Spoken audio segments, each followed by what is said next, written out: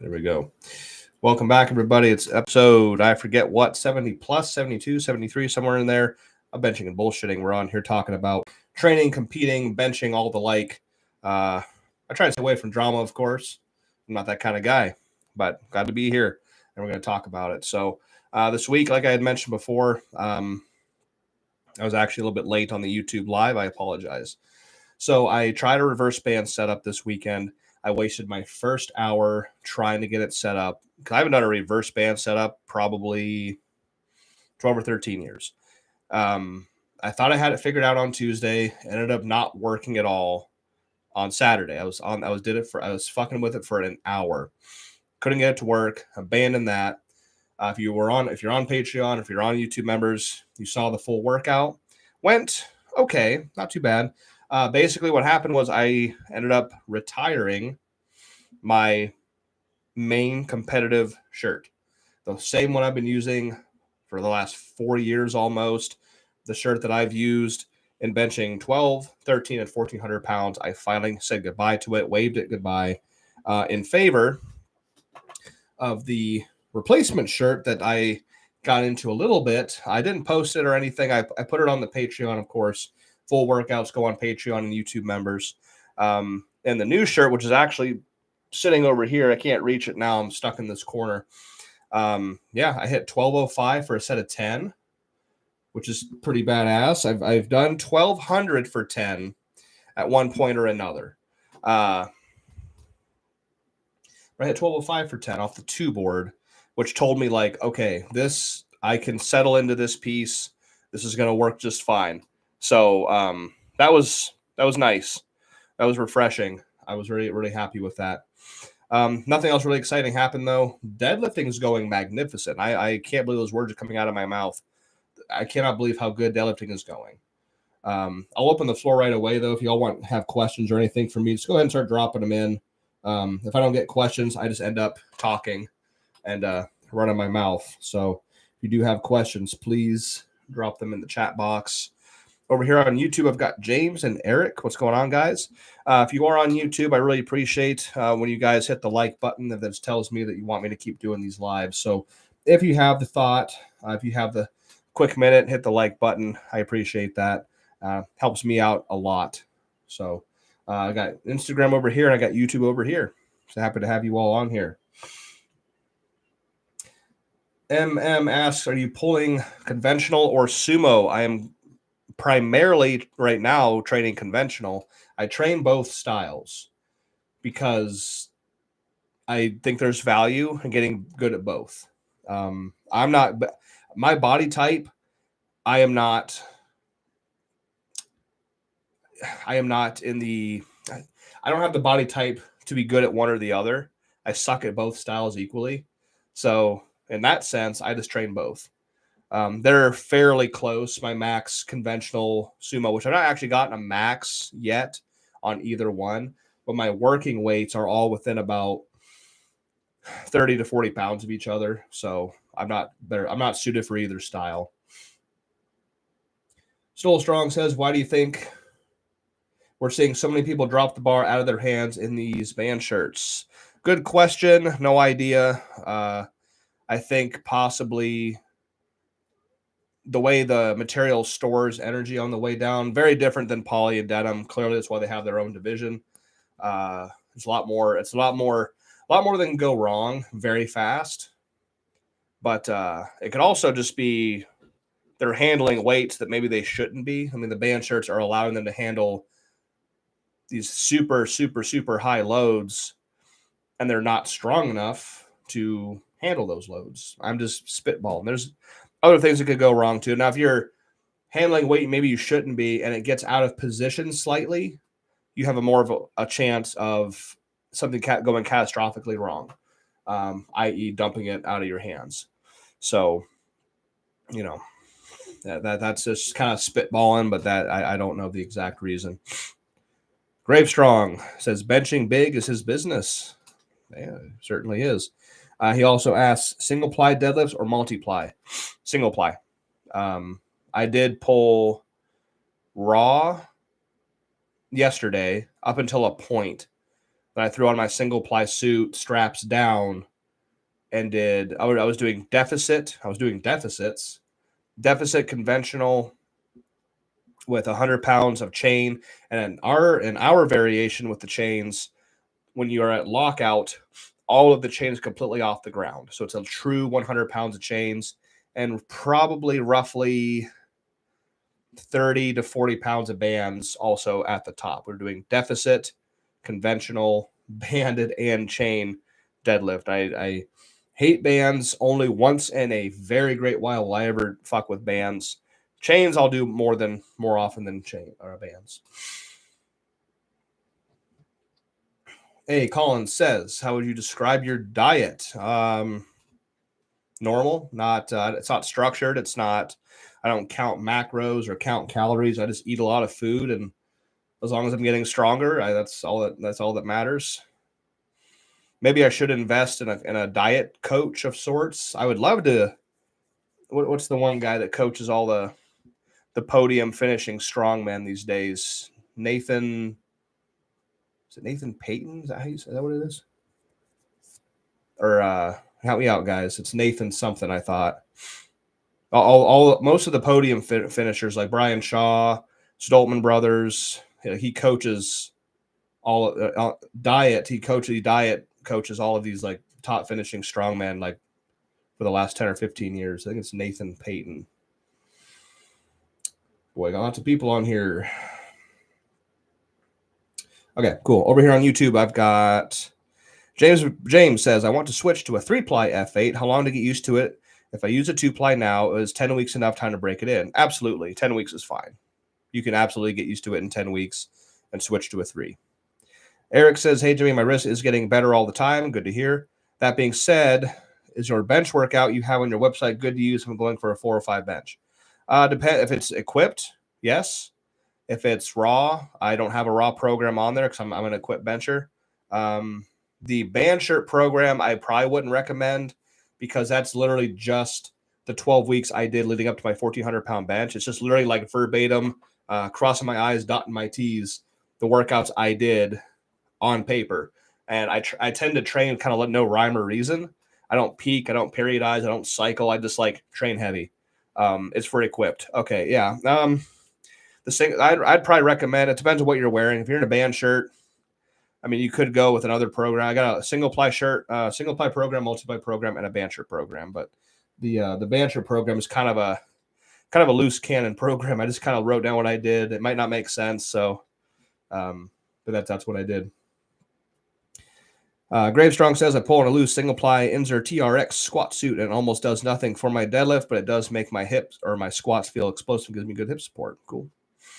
Good to hear. Heard a lot of people using their squat suits to deadlift, but I suck at deadlift either style. Now I'm enjoying it though. I'm finally, for the first time in my life, in my 20 years, it'll be 20 years in a month of lifting weights, I am finally enjoying deadlift. It is something to behold.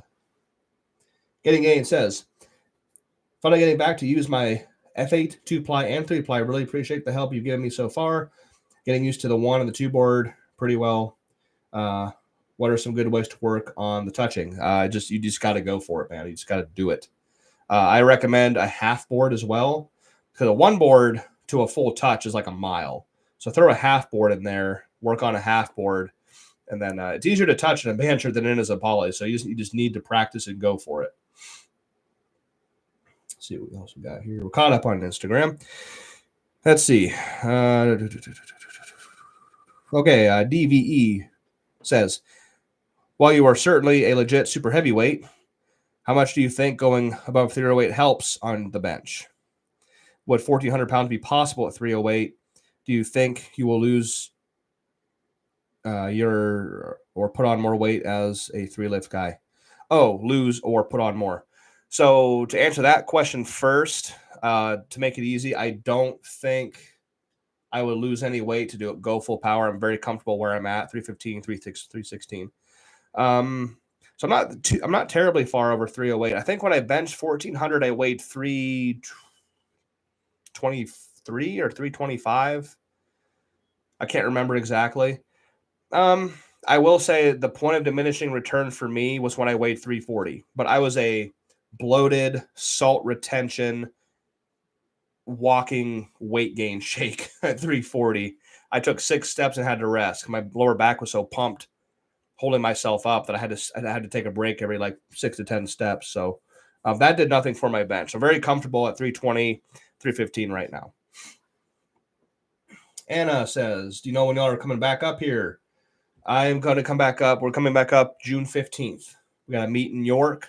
When the meet's over, we're going to hightail up to Ohio. We'll be home for about 10 or 11 days. We're doing a gym tour while we're home. We're going to take all our friends on a gym tour of Ohio. So June 15th. Jimmy, were you ever going to do arm wrestling? No, arm wrestling does not interest me in one way or another. Martinez, Rodney, hi, Jimmy. I'm 5 days out. Awesome. He's got a meet coming up. Thank you for all the help and support. Anytime, man. Just keep reaching out. Not a problem at all. Tony, what's up, man? Good evening. How's it going? Tim, Boyce says, what's up, Jimmy? What would be the benefit of a custom F8 versus just ordering one based off body weight? The custom ones, you're going to be able to get the big scoop that Rob does. You can also get things done like shorten the sleeves, or you can order it and you can get an insert with it, things like that. But I will tell you, the stock ones from Anderson Powerlifting are just as good. They just don't have the fancy collar that everybody wants. But as far as functionality goes, the collar doesn't do a lot. So that stock collar that comes on the F8s that come from Anderson are just as good. So you get a little more bells and whistles when you get a custom one, but you can also, as long as Anderson has a stock one in stock, you will get it in like 2 days, like lightning fast. You don't have to wait weeks or months like some of the other competitors out there, competitive brands, that is. So I always recommend going through Anderson Powerlifting for your powerlifting needs, equipment needs, bench shirts, squat suits, deadlift suits, belts, chalk, ammonia, anything you can think of. AndersonPowerlifting.com. Code Kolbstrong, KOLB, S2RONG, or my Instagram handle right there gets 10% off anything you order at the store. Minus, disclaimer, the F8 Sportcraft barbell. Discount does not work on the barbell. Parlay says, what is your favorite tricep exercise besides reverse grip bench press? Guess what I'm asking is, what is your second favorite tricep exercise? Thank you, sir. Incline JM press. The incline JM press is my second favorite tricep movement ever.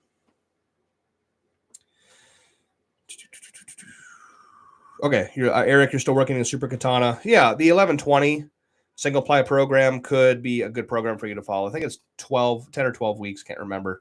So yeah, that'd be fine.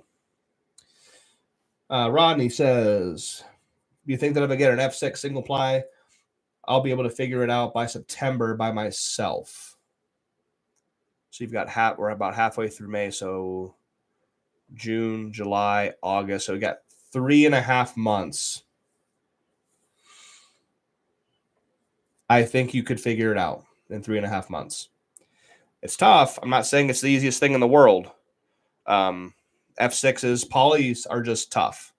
So, but if you have 3.5 months and you commit to it, yes, you can learn it on your own by yourself. Yes.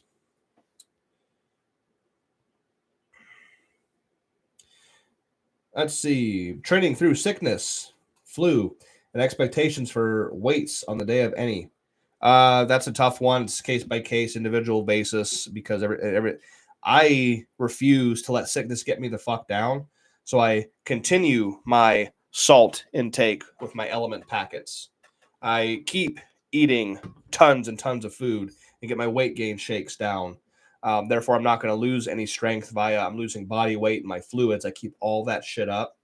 I don't lose a lot of strength coming back from being sick. I mean, I'm obviously, my body went through something tough, but as long as you maintain, even though it sucks, you don't feel like doing anything, as long as you can, upkeep your intake, you're going to be sleeping a lot because you're sick. So that's fine. So I don't know. It really depends on the person. Cool. Oh, we got here. Gravestrong says, I've hit 500 to 515 for touches and a Widowmaker 5 separate times now. Self handoff, no spot. Ooh, boy. And the Widowmaker is becoming an addiction. Would love to build up to a 600-pound equipped bench. Why not? Absolutely, you could. Very easy. Thomas is on here. What's going on, Thomas?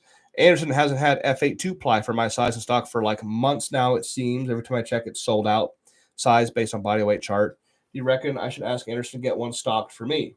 Well, what size? I'm in very, very, very close contact with Anderson at all times. What size are you looking for, Thomas?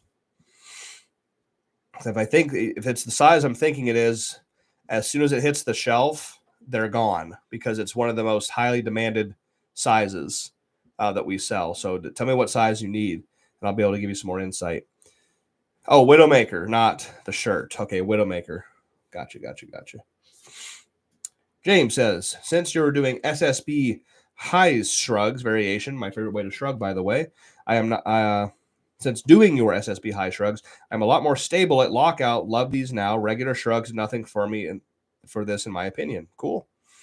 Yeah, it's a lot more stability in factor because the weight is on top of your body. You have to stabilize, just like a really, really heavy squat. So that's awesome. Gravestrong says, I got my Widowmaker oversized so I can grip wider by myself, and I love it. Awesome. Good deal. One Rep X is on here. What's going on, bro? How you doing? What's happening? He says.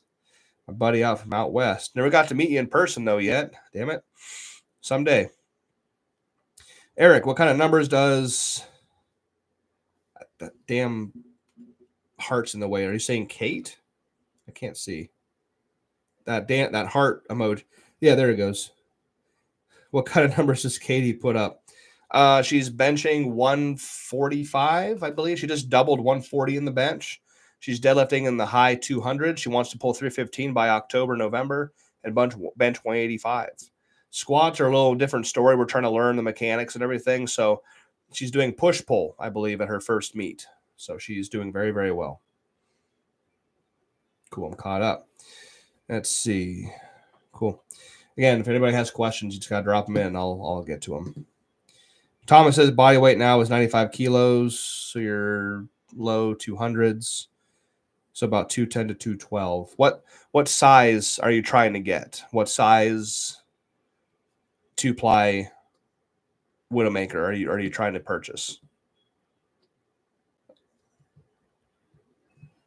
I don't have the chart right in front of me just to know what size that is. We have let's see, small. We have extra small, medium, large, extra large, 2X, 3X. So large for a medium 2-ply. And the 2-ply seems to be sold out all the time. They're the most popular ones, of course. Yeah. If you don't see it on Anderson, because again, the 2-plies fly off the shelves all the time.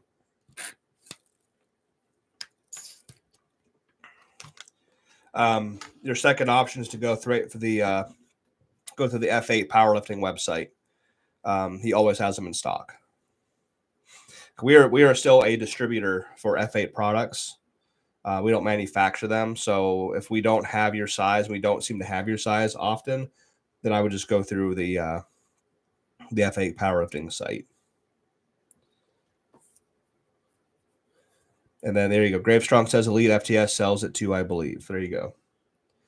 But yeah, so training's been going super well, man. Again, deadlifting is just I learned a couple of things because I had to turn off bench brain, which is very hard for me to do because everything I do is, pulled back and back here like this. And I was deadlifting like that too. I was trying to deadlift with a very, upper back to lower back, very arched like this. I was always trying to pull like that, sumo or conventional. And I could not move my deadlift forward.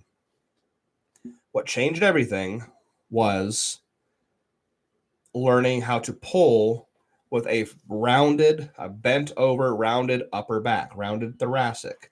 Once I learned how to do that, that changed everything. In my deadlift, I can now see trackable, real progress in both styles, which is also amazing. Like I said, I'm not built for either one. I'm equally as shitty at both, but I can track my conventional and sumo, and they both complement each other very, very well. So what I'm doing right now is I'm pulling 3 weeks in a row, possibly 4. I don't want to switch back to sumo because conventional is going so damn well right now. So I'll do like 2 or 3 weeks of conventional. Then on the 4th week, I will test my sumo to see where we're at. It's just going so damn good. Now, the grip thing is going to be a problem because right now I'm still using straps to a certain point. I was just going to use my mixed grip yesterday for deadlift. So we're doing deficits. I'm like, oh, well, the weight's not going to be as heavy as it has been because we're pulling off of a, half-inch deficit or whatever. Then we were fucking with the chains. We have these little wires that have these carabiners on the ends to fish the chains through to hook them onto the bar. And one of them had a little spur sticking out, and it sliced my finger open. And I had to resort to using my straps, even though I didn't want to, because I had no grip because I was bleeding out my finger. But yeah, these last 3 weeks of conventional, because I kept looking at like my back workouts. And again, if you want to see what I do in the gym, Patreon and YouTube members, $10 a month. All my workouts are on there. 5 days a week, all of them, end to end, everything I do, all the reps, all the sets, all the secret stuff, all the behind the scenes stuff that I do for these big benches is on those sites available for you to watch. But I do my back workouts, and I'm like, why in the hell can I do these insane back workouts? I can row 5 plates or more off the floor. I can do pen rows with 5 plates plus, shrugging with 800 plus pounds and doing all this crazy shit. Why can't I deadlift? Why is pulling 5 plates off the floor fucking difficult as shit? I wasn't doing it right. So now that I'm rounding my upper back, I can actually get my upper back involved in the lift itself. So I have this extremely strong upper back for all the big benching that I do. And now I can actually use it in the deadlift with this new style that I've kind of, not a new style, but like new style for me. Fabi up at Iron Chamber when I was in Ohio called him cannonball deadlift. That's what he used to call him. And he would tuck his chin into his chest. He'd round over. Konstantin Kostanovas, I think is how you say his name. Obviously, rest in peace. We lost him a few years ago to bar fight. He was a bouncer and got stabbed. Oh, Jesus Christ. And that's how he pulled. Very, very exaggerated upper back rounding. But Fabi called them cannonball deadlifts, and I started doing those. And I'll be goddamn, changed everything. Now I actually enjoy deadlift. Yeah, he's rounded back a little, builds tension when straps are up. Good to hear your deads are good. Thank you. Yes, that's a good point. It's just I can't just believe I'm really excited. So my plan is to keep benching, work towards that 1,500 pound bench, where realistically that's where I believe I will stop. That I do believe 1,500 pounds is where, and I'm obsessed with that number. I've been obsessed with that number for like the last 4 years. I do believe that is where I will stop and not go any higher. So when that's done, this entire time working up to it, I will have still been deadlifting, building technique, building strength, whatever. So when I decide to go full power, I'll have a, not a great deadlift, but a good deadlift. I've always worried about that. That's going to be like the blemish of whenever I go full power, that lift will be the blemish on my fucking full power debut. But now, hang on one sec. Okay, here we go. Oops. That ain't going to work. There we go. Okay, I had to move my camera and I made it all murky. But so that's kind of the plan. Keep doing deadlift as a bench accessory, right? Building the deadlift itself. And then by the time I go full power again, like I said, I'll have a good deadlift. I will not be great at deadlift. I will never be great, but I do want to be good at it. No excuse. If you're going full power, you have to be good at all 3 lifts, in my opinion. So is your grip a limiting factor? It is. Definitely is. I've not had to worry about grip for the last 10 years doing bench only. So I have very, very thick palms, but I don't have that iron fist feeling. Like if you shake Dan Bell's hand and tell me that man does not deadlift a lot of weight. Like, that was one thing I always realized, like why, with all the years of bench pressing I've done, my fingers don't feel thick and strong. But I thought like, oh, well, that's directly related to deadlift. That's so Yeah, so I don't. Grip is absolutely going to be a limiting factor for sure. It absolutely is. I can see that since you're 5'5", probably longer hands and digits would help. That's also sucks. Yeah, they've gotten really thick because of all the heavy benching, which doesn't help either. So it absolutely is going to be a limiting factor. Oh, my buddy Ed's on here. What's going on, Ed? How's Dulles? You get that job at Dulles? How's that going? Yeah, let's see.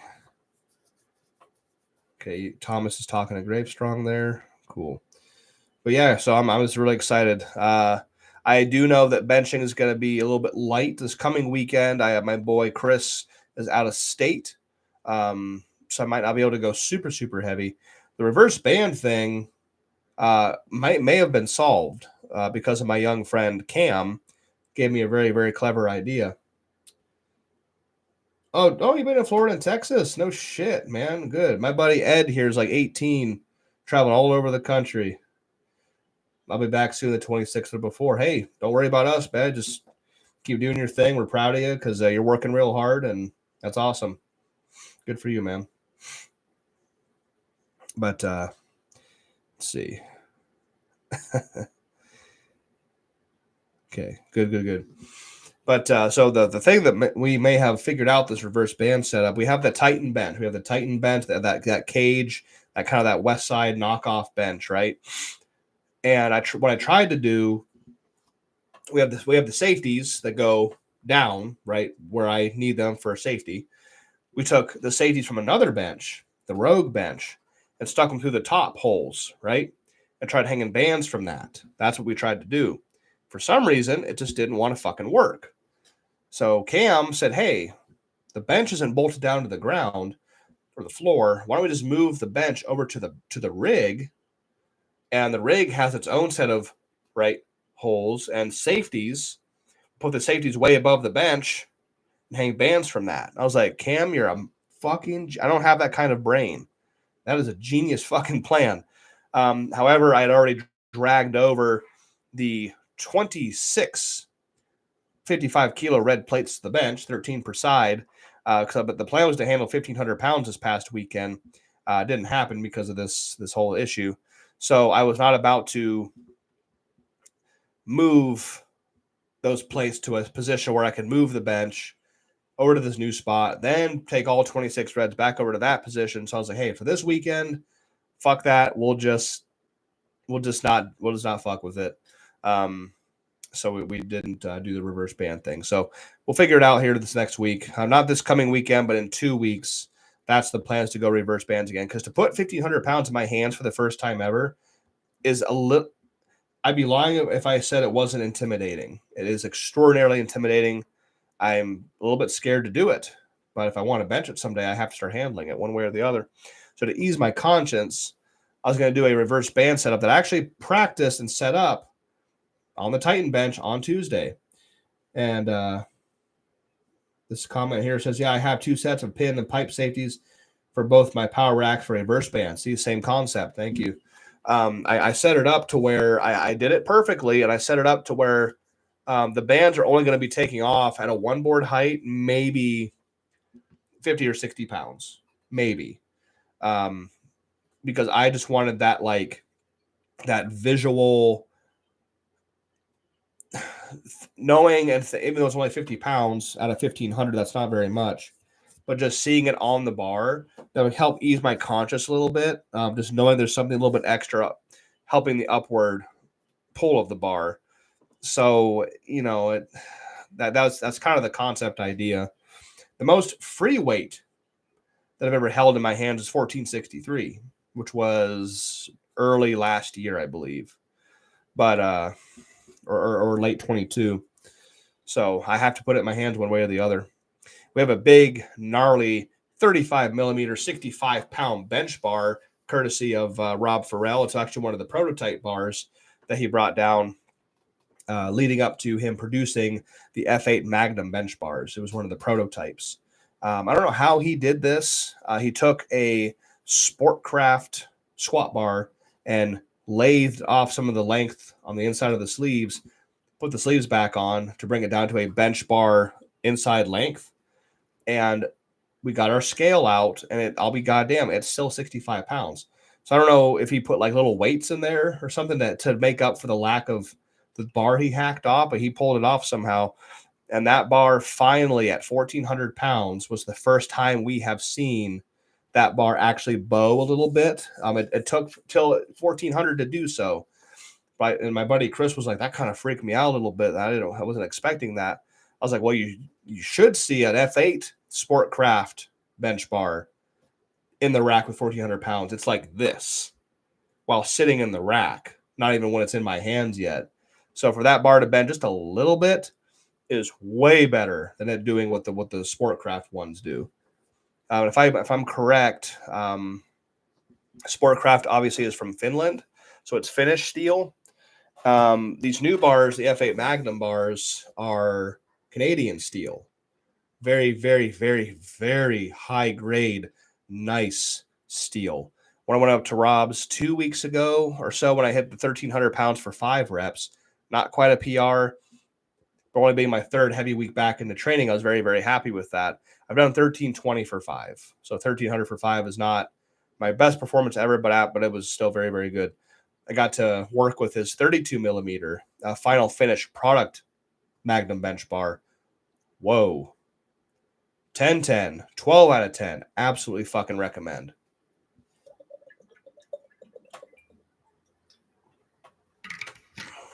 What? Salty. Holy shit. Anyhow, yeah, everything's going well. So please, I have about 30 minutes left. If anybody has questions, please drop them in the box. I'll just keep talking bench and bullshit, of course. So if anybody has anything they want me to talk about, opinions on things, questions about benching or competing or shirts, training, triceps, upper back, I'm all ears. Just drop it in the box and I will answer. Thank you for Gravestrong. It looks like you're helping out Thomas quite a bit while I ramble, so I appreciate you doing that. Very much appreciate that. We have our gym tour coming up in Ohio. Very, very excited about that. I've talked about that a lot here the last couple of episodes. My friends are coming up from Virginia. We're leading a competition in Pennsylvania at York Barbell June 15th. And my buddy Chris is coming out of retirement. I'm really excited for that. Help him out. My boy Zach's going to be there. He's in Pennsylvania now, but we're going to see him. And I think my buddy JD is also doing it. And it's going to be cool. So me and Katie are going to leave York, drive straight home to Ohio. And within a few days, our friends will come up and we're going to take them on a gym tour around Ohio, about 4 gyms, and take them to my old spots, take them to a couple of spots that aren't my old spots, and we're going to have a fun time. We're also going to shoot. We're going to shoot a lot. I'm bringing my guns. Chris is bringing his guns. Cam and Brian are bringing their guns. My brother has guns. We're going to shoot a lot of fucking rounds. We don't have a lot of space, but my mom's house is in the country, so we get to shoot a lot. It's going to be awesome. All right. New to Overkill. Rayline, I know you're a Titan guy, but I'm able to keep my head down and up on my traps to a 2-board at least. Any tips for helping keep my head down instead of rolling up? I'm not a great person to ask because I lift my head. I lift my head purposely, or I try to. I'm a lot bigger than I used to be, so I can't do it as much as I used to be able to. That's how I was taught to bench. So I'm not a great person to ask about tips on that. What I will say is, in my limited experience with keeping my head down to bench, you just have to do it. You just have to force it. That's my only solution because I purposely keep it up. So my only solution to keep my head down in a situation where I would have to, which isn't very common anymore, because I don't live in that one fed that required it. I would have to actually like push. Like my neck would get sore from pushing my head down into the pad and keeping it there. So maybe not a good guy to ask. What would you do if you don't have access to a gym you can go equipped in? Just due to no safeties on the equipment for a few weeks. Well, I travel extensively, and I've always traveled extensively in order to get my benching or powerlifting in. So per situation, is everybody's different. Everybody has their own life and own things going on. one suggestion I would make is find a gym that does have those things. If it's, if it's twice the distance to that other gym, or if it's 3 times the distance or 4 times the distance, weigh your options and find a place that can go facilitate your needs. Or set up at your own place. Put a bench with safeties in your basement or your garage. Have somebody spot you. Utilize the safeties. Really be safe. Well, there's a will, there's a way. If you really want to get something done, you can absolutely do it. It might suck. You might have to drive a far distance. It might cost you more money. But if you want it bad enough, trust me, oh boy, I've got crazy fucking stories about training. And traveling to do so. It's my only suggestion. It sucks. It can suck. Let's see here. I am behind. Blam says, you a big gun guy? Absolutely I am. I have been for a while, and the Marines, of course, solidified that a little bit deeper into me. So I am a huge gun guy, believe it or not. Let's see. David Harrington, what's up, man? Safeties are big. Dumped this weekend and would have been squished without them. If there was such a thing and I was this thing, if I was the CEO of powerlifting itself, I would outlaw the use of benches without safeties on them, for Christ's sake. Testament after testament after testament to how they save lives and save bones and save internal organs. Safeties. It is not such a good idea to bench on a bench without them. Or, I mean, maybe outlaw them in a competitive sense. I can't tell people what to do in their private lives, but there is no CEO of powerlifting, so I can't do anything. What gyms will you be visiting? We'll be visiting Blackstone's, Laura Phelps's The Hive, Elite FTS with Dave Tate, and Iron Chamber Gym. 4 gyms. Let's see. James Burgo says, how much extra weight do you think a 2-ply to a 3-ply should give you on average? If you're talking about an F8, 100 pounds, maybe 150 pounds more. Again, that's a very, very hard question to answer because we're all different. We're all built different. So I can't really say. Let's see. Okay. Let's see here. I don't need to for a Fed. It just seems bar goes up a lot faster when it stays down. Oh, okay. If you like that technique, then use it. Absolutely use it. Gotcha. I don't bench that way. So again, I'm not a great person to ask. Let's see. Parlay says, what's the craziest, funniest thing you personally saw in your time at Paris Island Camp Lejeune? Oh, Jesus Christ. Oh, God, there's so many. So many. Okay, here's one. No more questions. Let me get to this one. It might be a long story, so just everybody's time out for a minute. Let me think. Paris Island. There's so many dumbasses at Paris Island, dude. Let me think. Oh, fuck. There's 2, and it involves the same kid because he was such a turd. Okay, so we have this turd, and we get around to grass week. Okay, and we're sighting in. We got an ammo can in the middle of our giant circle, and we're sighting in on the ammo can. And I don't remember this kid's name. He was a turd, and he comes sprint. I don't know where the fuck he came from, but he started like sprinting around, like crying. He got down on his knees, like oh my God, what the fuck? We can't do anything because we're recruits. Like we're just kind of like, what the fuck's this kid doing? So apparently, what had happened was, through being asked by the DIs, or they found what he did. So basically, he took one of his canteens because we had to put our tapes on, our name tapes, right? We had to keep them fresh. And on one of his canteens, and I won't say that it wasn't uncommon, but recruits would piss in their canteens because they didn't want to ask permission to go use the head. They don't want to get fucking screamed at by a DI. So they would piss in their canteens and then just go rinse it out afterwards and put some soap in it, and then boom, whatever. It was a free way to piss without asking permission. And this fucking dumbass on one of his canteens literally printed "Do not drink," or or contains piss, don't drink, or something like that. And the DIs found it, and they started asking him about it while we're on grass week.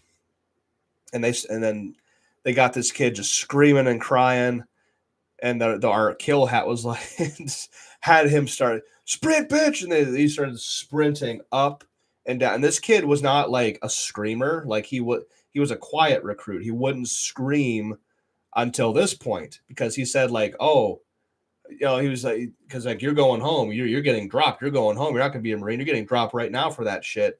And this kid started screaming and crying like he was literally going to die. And he was sprinting up and down the street, screaming at the DI's just going, I'm going home, sir. And he's going, you could hear him like his voice echoing up and down the sidewalk. And it was a joke for the rest of the time we were on the island. It's a lot funnier than that, but you have to be there in person to experience it.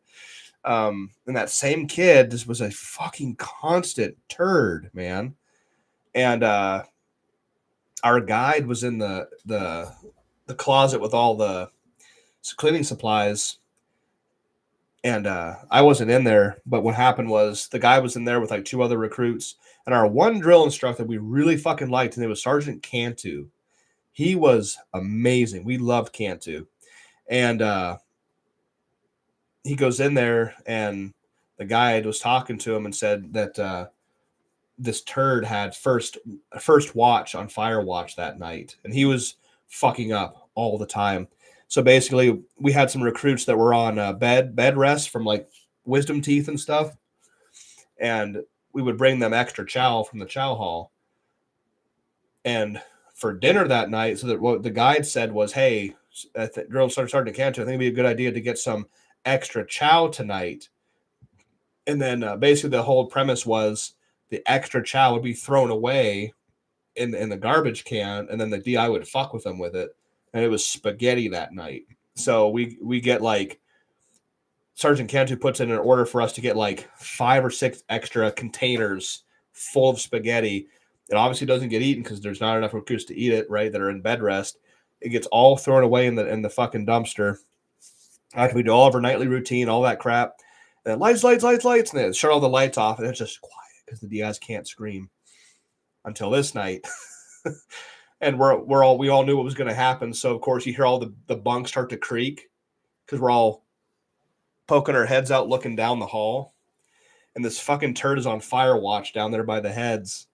And Sergeant Cantu comes out and starts fucking with them, like, oh, bitch, well, what's your 5th? I don't remember what they're called.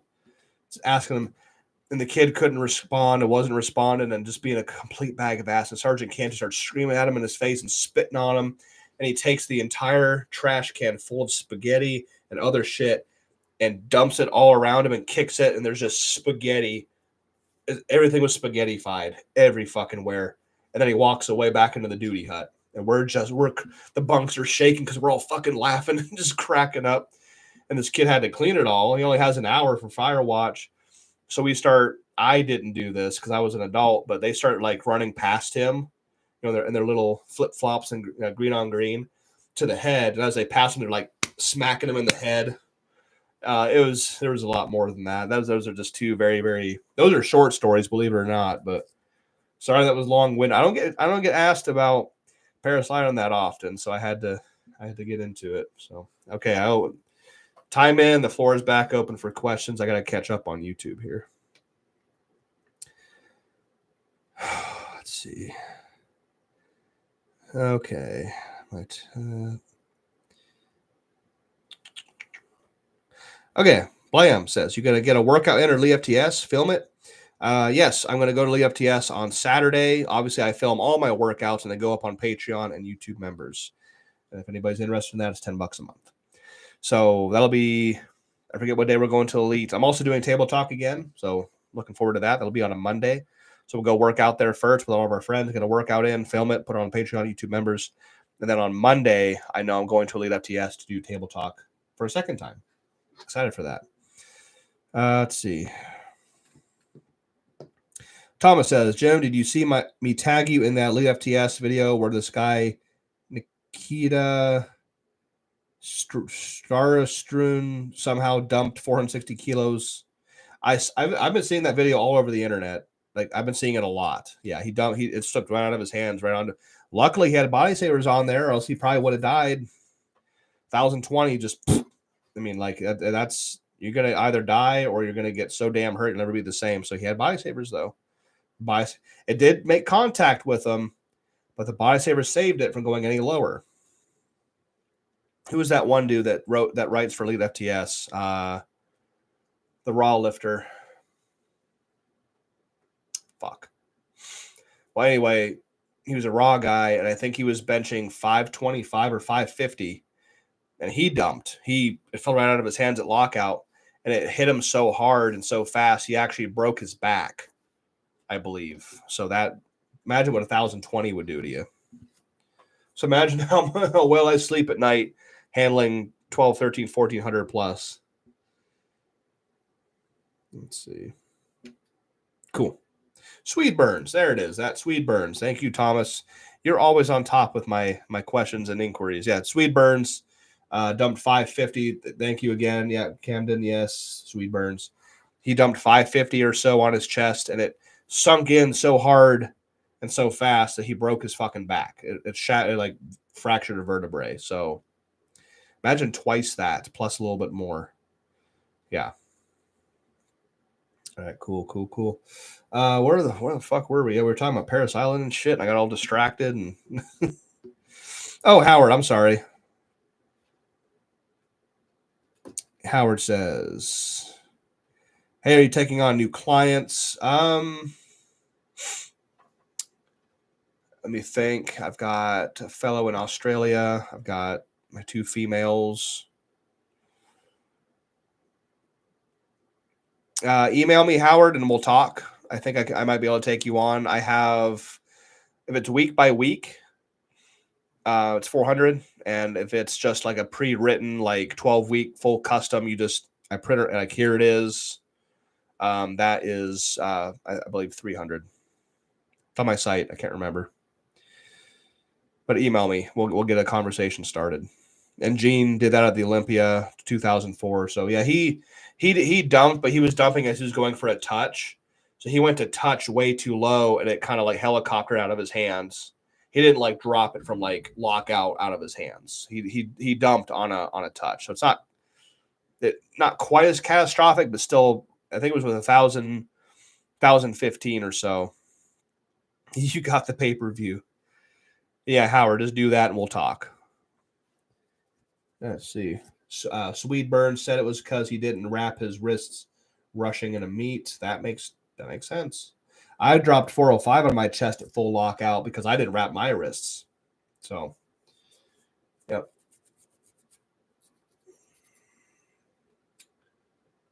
Let's see. Cool. All right. We are caught the fuck up. I've got about 12 minutes left, so I will take any last minute questions from anybody. And otherwise, I'll start doing a few drops here and there. I'll talk about Anderson Powerlifting really quick. We're going to have what is it? We got a holiday coming up, don't we? Got Memorial Day. Is that what it is? Or something? I should know this. I'm not always on top of my holidays, but we will be running a special at Anderson come next week, the 23rd to the 27th, I believe. So keep your eyes open for that.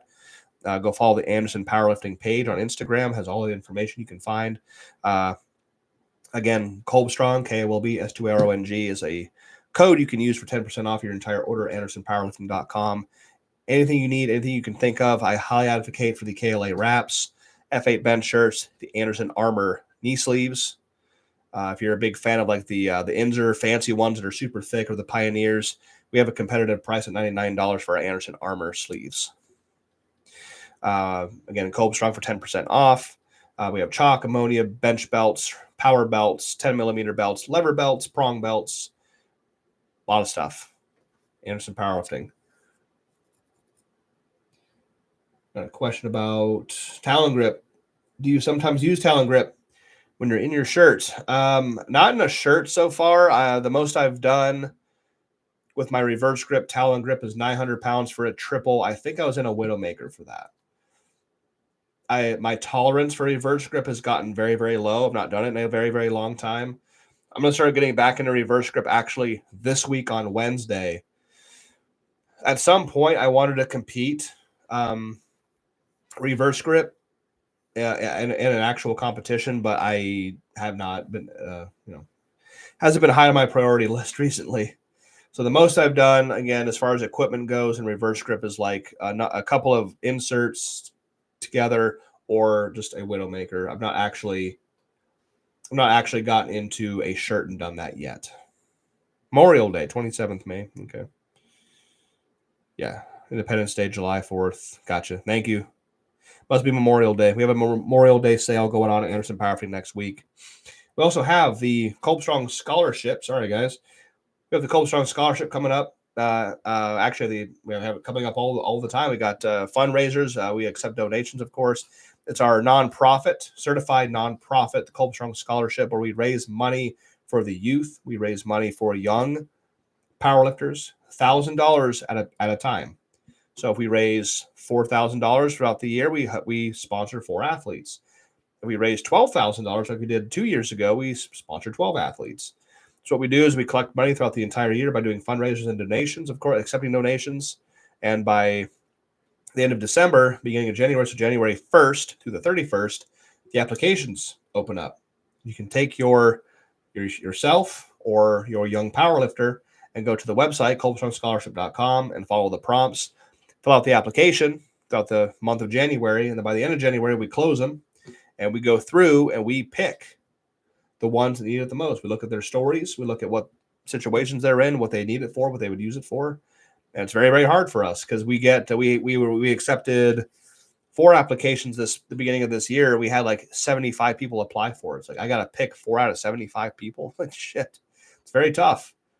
Tough decision you got to make, but it's just the way it is. I wish I could give out $75,000 to all these kids, but we don't raise that much. So KolbstrongScholarship.com. There's lots of information on the Kolbstrong Scholarship website and the Instagram page. So again, if you want to donate to that, there's simple ways to do it. If you donate $100 or more, you're considered a main sponsor, and you'll be listed as such on the website, your name, your company, your business, whatever. So we have a flag. We just got our flags back in stock, by the way, our Kolbstrong Scholarship. Be kind. What does it say? Lift heavy, be kind, give back. Flags are back in stock. We just got a whole shipment of those. So if you want a flag for your gym or your personal spot, you can order a flag. Go to the website. We'll be listing those here. I think they are listed right now, if I'm not mistaken. Blam says, are you still working on the squat flexibility work to try to get under a bar? Any plans for full power meet down the line? Yes, I am doing full power down the line. I have got to get this bench number off the back first. I'm trying to bench 1,500 pounds. And then after I do that, like I mentioned earlier, I truly think 1,500 pounds is where I will stop. I will not go any heavier than that. I promise you, being under these loads is not fucking fun. It sucks. It is not fun. It is not enjoyable. It hurts. It is painful, and it's only going to get worse as the weights get heavier. So after I get 1,500, I will stop there, pursue other things, i.e. I want to get back into full power. So right now, no, I'm not squatting. I'm not working on any flexibility because that was really hindering and affecting my bench. So I was like, okay, fuck squatting, fuck the shoulder flexibility work. I need to bench and get this bench number off my back. So in the meantime, I'm working deadlift, because deadlift is what really sucks for me. I do not have good proportions for deadlift. Not sumo, not conventional. I suck equally at both. So I'm working the hardest at the lift that I suck at the worst, treating it as a bench accessory, like I look at deadlift like a bench accessory. And I will hopefully have a good deadlift by the time I get back into full power. And then I'll get back into squatting. Has always come back super fast for me. I've never had any trouble like getting back to where it was. So yeah, that's good. That's a good plan. So right now I'm just focusing on bench. Let's see. Thomas says, something tells me if you can get 20 to 22 millimeter plates only, you might consider 1750 eventually, but maybe that's just my hope for the future. Yeah, I don't know. I think I think 1,500 pounds is a good number to end on. I got something on my nose. God damn it. Itch. So 1,750. That's a big number. Yeah, I don't know. That's just kind of the goal. You know, I'm really happy with the way things have gone. And like I said, if you're following me on Patreon or YouTube members, I can't reach it. It's over here, but I've got my new shirt sitting there, the replacement shirt for what I call the Black Beauty, my original custom shirt that Rob made me almost 4 years ago. I've used in almost all my competitions up to this point in the last 3 or 4 years. But I finally retired it this past weekend. It's shot. I keep trying to rejuvenate it with like an insert or this insert or this insert. Like, okay, the shirt itself is worn out, but if I put like an insert in there or a combination of things, it'll like rejuvenate it. It's done. It's because I went up to 1,400 pounds on Saturday, and it was ugly. It was a grinder. It was gross looking. And I'm like, well, I think this shirt is done. So I officially retired it. I went down in a way. I did a drop set, if we'll call it that. It's literally what it was, to 1205, and I hit 10 reps with 1205 in the new shirt. So this is only a fourth time being in that shirt, so my confidence level is not quite there with it yet. But that was the confidence booster that I needed. I've done 1200 for 10. I did 1205 for 10. So technically it was a PR via the weight being lifted. I would show it, but I can't I'm stuck in this corner. I'll show it next time. If you're on Patreon and YouTube members, obviously you've seen it. You know what's going on. So I can fully commit to this new piece. I can say goodbye to the old piece, hang it up. It's a relic, and move on to something else. I have a hard time with setup in a F8 single ply with sleeves at the bicep forearm crease. Would you suggest sleeves a little higher and wider grip? I always recommend, if you're an equipped bencher, to make to take the maximum legal widest grip. I always recommend that. So suggest sleeves are a little higher. That I'm not really sure. If you want less shirt, slide it up the arms. If you want more shirt, slide it down near the elbows. Not on the elbows, but right behind the elbow. But you should be taking the maximum widest legal grip you can if you're in a shirt. I'm assuming you meant pec tear. Have you ever had a pec tear? I have not once in 20 years. June will mark 20 years. I've officially been lifting weights and competing for 16 of those years. So, nope, I've not had a single injury. And I attribute a lot of that to being in equipment. Almost all this, my entire competitive career, 16 years, I've been doing equipment. Bench shirt, squat suits, deadlift. I mean, deadlift you can do raw, doesn't really matter. Yeah, I've not had a single pec tear. The one thing I had was I ruptured the fascia around one of my pecs when I was at Fort Lee, because we were doing planks all morning for PT. That's what our instructor liked to do to separate the men from the boys. We had not so many men, a lot of boys. And so my tits were just quivering all fucking day at school. I'm like, oh my God, like that was a lot of planks. Like, oh fuck, my tits are on fire. Like they were quivering all day when I was at school. And then stupidly, that same night, I went over to the gym right next to the barracks and I did some bench press and I heard or felt kind of like a crunch. Now there was no bleeding, no bruising, no visual anything. I just had pain. What happened was I had a small rupture of the fascia, that fibrous tissue around the pec, because I was pretty exhausted doing the planks all morning. And I was bench pressing, and then I had a small rupture of the fascia.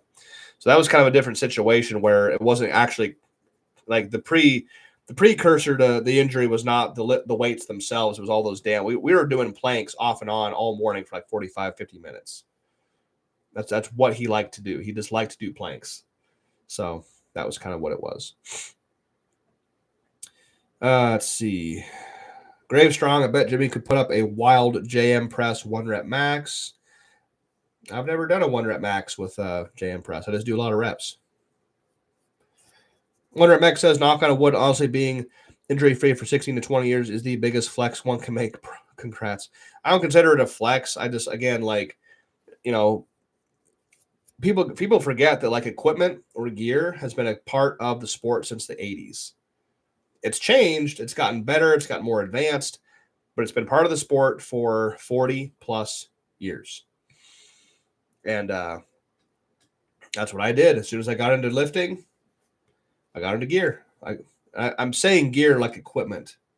And all these kids are like, oh, I'm on gear now, meaning synthetics. No, I still say gear as bench shirts and squat suits. See, I'll say it right now. It pisses off a lot of people when I say it. I am drug free. I am a drug free athlete. Always have been. People get really mad when I say that. Oh, people get pissed when I say drug. Those two little words piss people off, man. Just get so mad. But it's true. I'm going to say it because I'm proud of it. And I haven't said it in a while. I'll say it now.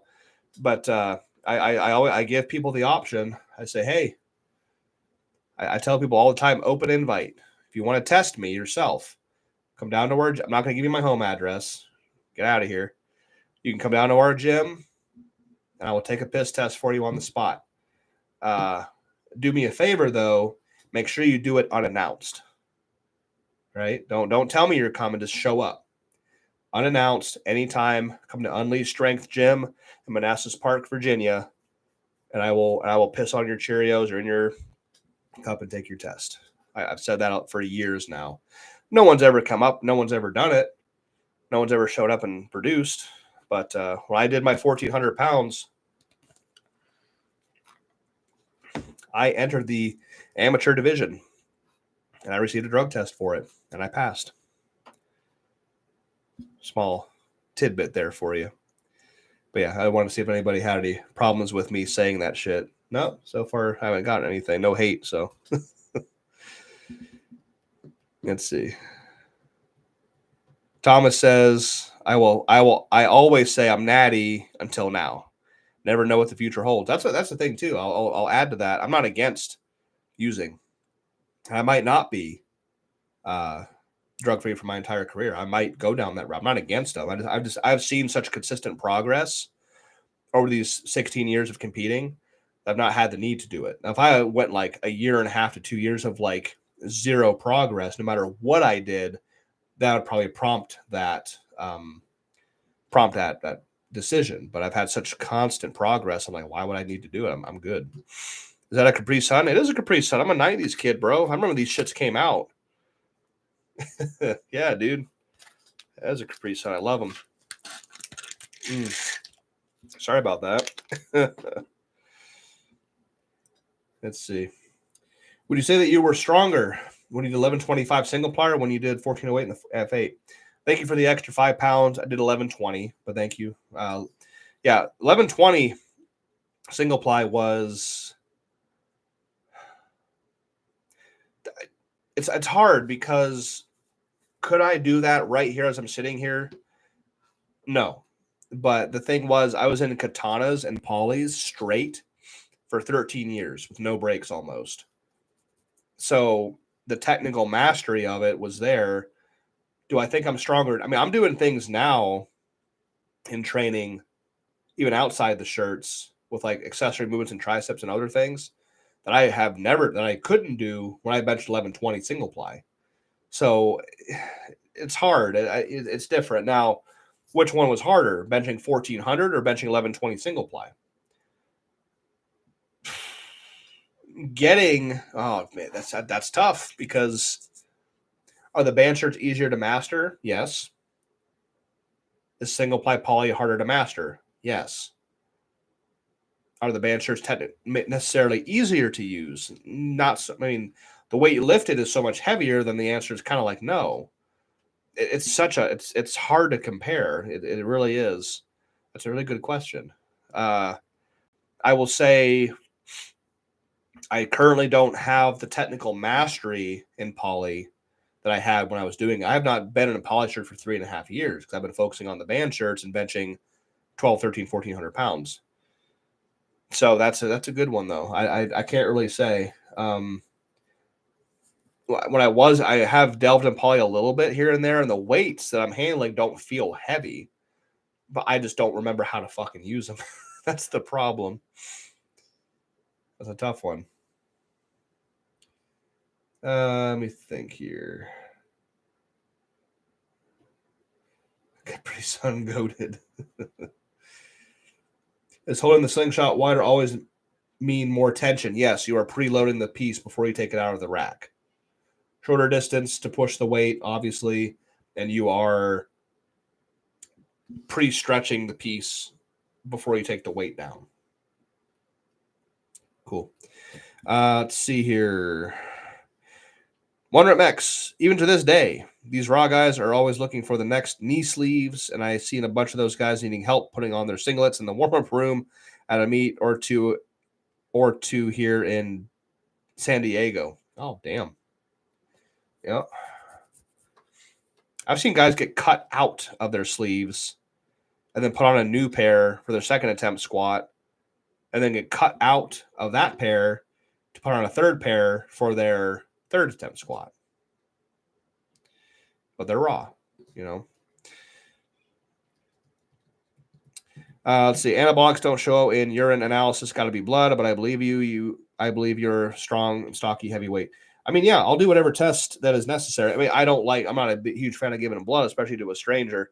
But I am out of ideas on how to prove it. Besides lifting in the drug-free division, I've had problems in the past with meet directors being like, "Well, you are a pro-level lifter, so if you're dictating to us that you want to change divisions into the amateurs, you have to pay extra money." I'm like, "Well, I don't have deep pockets, so I can't do that." But I don't know. I mean, anabolics don't show in urine. Well, then why do they do urinalysis? I thought that's like the tried true tested way to find out if you're on stuff. I have well, it's on my phone, but yeah, I mean, if that has to, right? I thought that's like a tried tested true way to find out if you're on stuff. I mean, that's been a thing forever. I thought that was the way. I imagine blood is better, but I thought the urinalysis would at least show something. The Gravestrong is saying that they don't show in urine.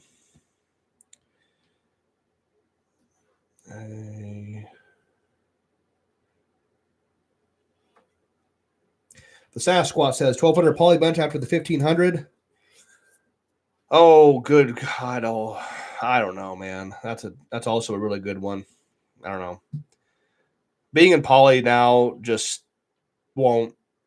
It just doesn't interest me anymore. I get into polys and I'm like, this sucks. This fucking hurts, and just I can't. I have no tolerance for the pain in my. Now again, I'm using katanas and they fucking hurt bad.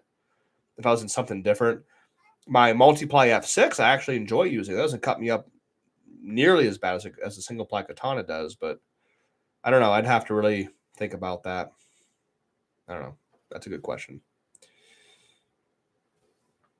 Gravestrong says test won't pop in urine. Oh, so well, what else? What else is there? Is there so test won't pop, but other things should pop, right?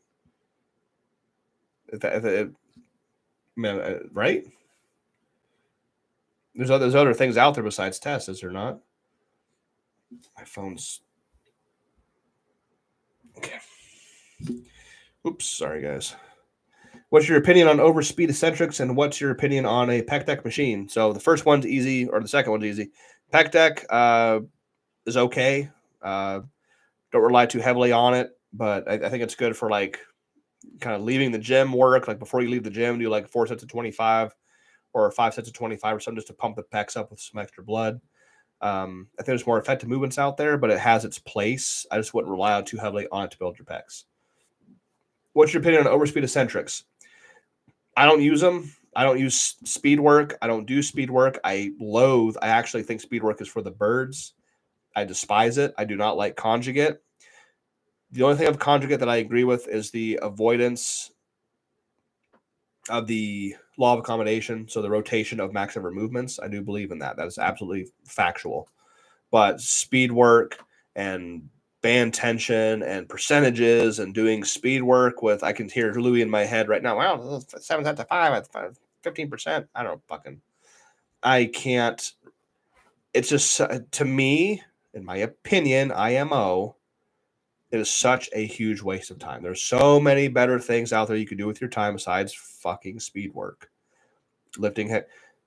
My basic, simple philosophy that I've always used, and I still use to this day, is if you want to lift heavy weights on the platform, you have to lift heavy weights in the gym. Get good and comfortable. Well, it's not, well, maybe not get comfortable is a bad way to put it. Get good and proficient at lifting heavy, straight weight. We compete with heavy, straight weight. I've talked about this a lot. I despise speed work and overspeed eccentrics. And I get the point that, like, Louis didn't want his guys to do slow eccentrics, so that just builds muscle. He wants just pure strength. So overspeed eccentrics, you don't really build muscle doing that. And fast down, fast up, and bands bring the bar down faster than the speed of gravity. I can hear it now. I don't like that crap. I avoid it. Jeff Johnson, I apologize. He said, how soon should someone get into gear? My son Ethan is training with me now. He's only 12, just hit 115 raw at his comp in April.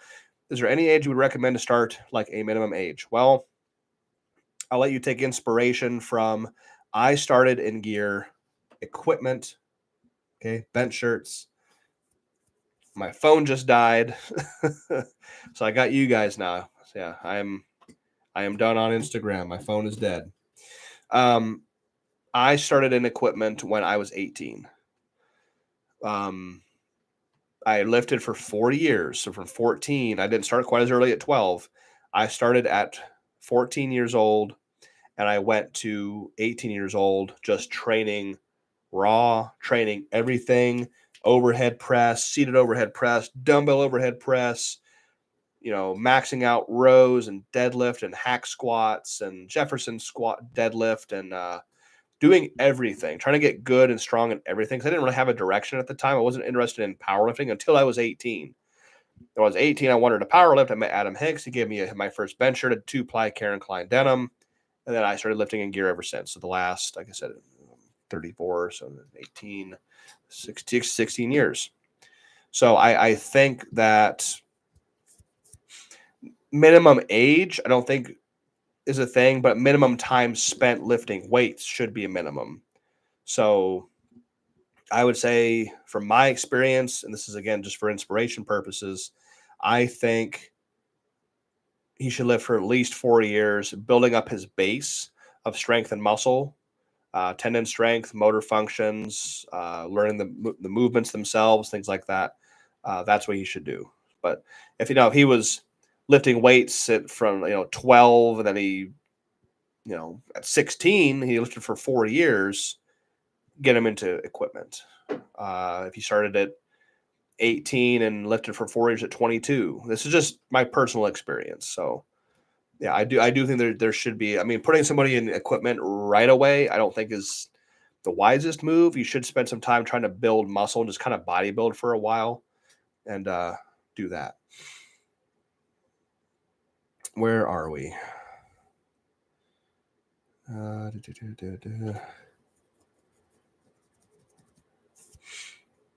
Runner Mex is hopping off here. He's got to start getting ready for work, so I'll tune in next week, man. Great seeing you. Great seeing you as well. Gravestrong says, I'm going to test a heavy squat single tomorrow. Recently hit 405 for 5. Not sure what to try. Thinking 440 to 455.